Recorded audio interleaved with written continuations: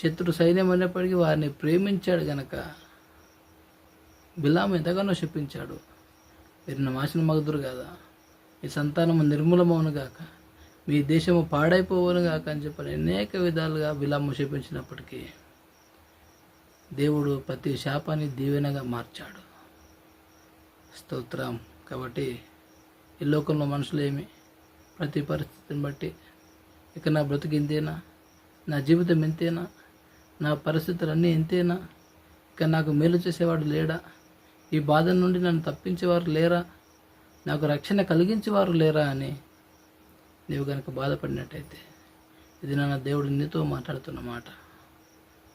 ఆయనను ప్రేమించు వారిని ఆయన ప్రతి శాపం నుండి, ప్రతి పాపం నుండి, ప్రతి బంధకాల నుండి వాళ్ళని విడిపించి దేవుని యొక్క ఆశీర్వాదాలు ఆయనకు అనుగ్రహిస్తానని దేవుడు మాట్లాడుతూ ఉన్నాడు.